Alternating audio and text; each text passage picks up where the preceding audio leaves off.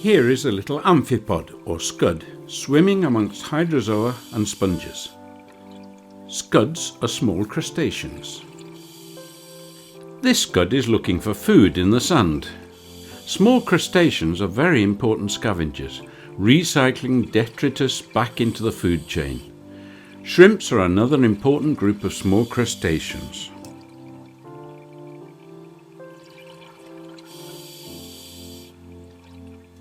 The lebede is smaller and more colourful than its edible cousin. The huge variety of marine life in Icelandic water never ceases to amaze. Here we see big and little lebedes. Here a scud crawls like a fly over this sponge. There are no insects in the ocean. The crustaceans take over their role.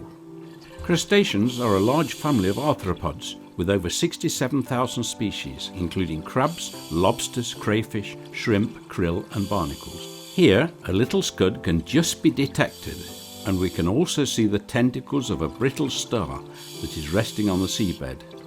The white creature we see here is a bryozoa or moss animal. And here we see a family get-together of polar lebedes. The shrimp at the top right is with roe.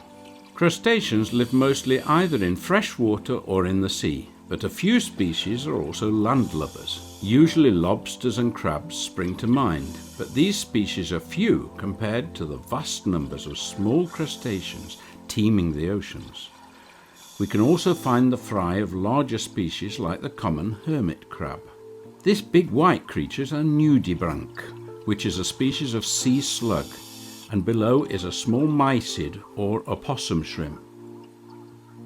As well, we get to glimpse scuds sitting on kelp, waving their antennae and front legs in search of food. Here we see a small hermit crab on a sponge. The crab finds a new empty and larger conch as it grows, and therefore recycles abandoned shells. Here the eggs of the lebede can be seen very well. They are in the greenish bag on its body. Perhaps they are a courting crustacean couple. Small crustaceans are not only found on or near the seabed, but also drift around near the surface as plankton. The crustaceans that live on the seabed can run for cover, like this little lebede. They can control where they end up much better than their relatives that have to drift along with the currents.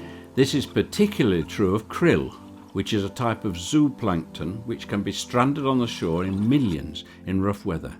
These mounds of pink look like shrimp at the market. Here we see also euphausia or krill that have been swept up onto the beach. There are huge numbers of these creatures in the oceans, and they are of supreme importance for the creatures higher up in the food chain, and are, for example, the main diet of the baleen whales and also for redfishers.